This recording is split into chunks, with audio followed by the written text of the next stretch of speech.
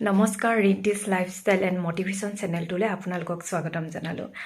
কালি ব্লগটোত অকণমান ৰৈ গৈছিল কাৰণ মা আৰু মই মাৰ্কেটত বজাৰ কৰিবলৈ গৈছিলোঁ দেওবাৰে, আৰু সেই টাইমখিনি যিখিনি ভিডিঅ' আছিল কমপ্লিট নোহোৱাকৈ মই কালি ব্লগটো আপলোড কৰিছিলোঁ। আৰু আজি এতিয়া বেটি শুলে, এতিয়া 11টা বাজিলে, এইখিনি সময়ত আকৌ ব্লগটো মই ষ্টাৰ্ট কৰিছোঁ, গতিকে কালি ৰৈ যোৱাখিনি ইয়াত ইনক্লুড কৰিম। আৰু আজি হৈছে 26 মাৰ্চ 2024। কালি ফাকুৱা গ'ল, কালিও অকণমান ফাকুৱা খেলিছিলোঁ, আৰু সেই ফাকুৱা ব্লগটোকে এতিয়া মই বনাম। আমি বেছি নহয় অকণমান, আৰু এতিয়া বেটি 15 মাহ হৈছে, আৰু এইখিনি সময়ত তাই যিহেতু ভালকৈ খোজকাঢ়িব পৰা হৈছে, আৰু হাতত দুখ, ভৰিত দুখ পায়, মূৰত দুখ পায়, মানে এইখিনি সময়ত তাই দুখ পোৱাটো একেবাৰে বেছি হৈছে। একেবাৰে ৰৈ নাথাকে, তাই যিমান স্পীড যাব পাৰে সিমান খৰকৈ দৌৰিবলৈ চাই, অকণো ৰোৱা ৰৈ নাই, আৰু ওজত খাই প্ৰায়। বাৰু যি কি নহওক, এতিয়া ব্লগটো ষ্টাৰ্ট কৰোঁ।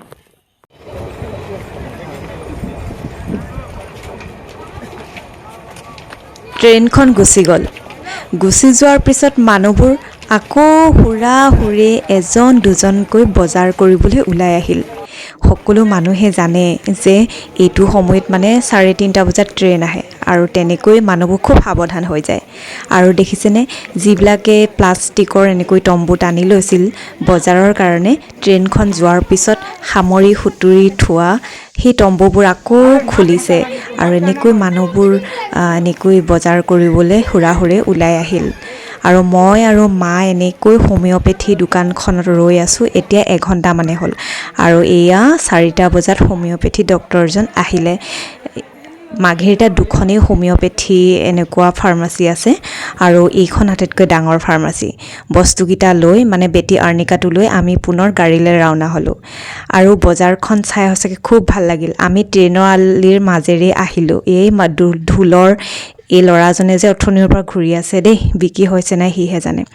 আৰু যে বজাৰখনত এয়া একদম চিলোৱা বেগ ইমান ধুনীয়া, যাওঁতেই মানে মায়ে মই চাই গৈছিলোঁ আহি সুধিব লাগিব বুলি।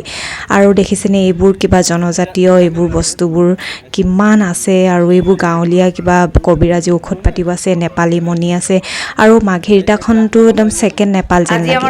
আৰু ঘৰলৈ আহিলোঁ, এয়া ঘৰত আজি ভণ্টি আহিছে। জানো বন্ধ পালে দিনটো থাকি মই দেখাই থাকিম।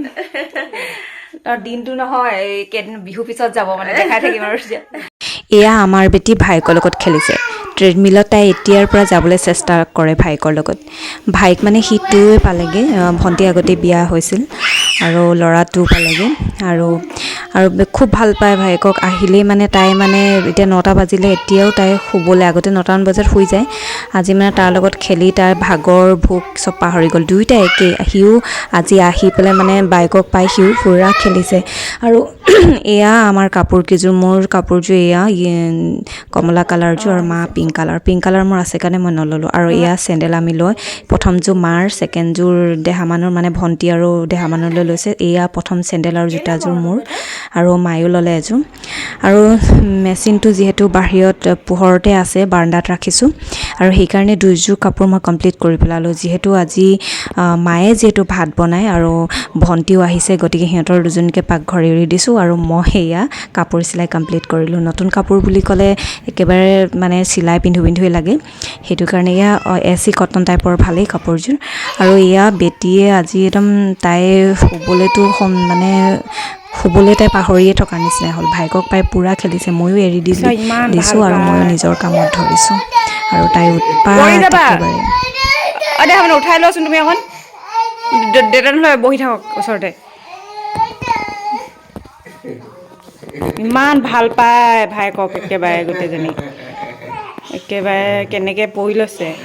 আৰু আজি যিহেতু বতৰটো অকণমান ঠাণ্ডা, গতিকে আমি প্লেনিং কৰিলোঁ আজি ছাগলী মাংসৰ লগত ৰুটি খাম।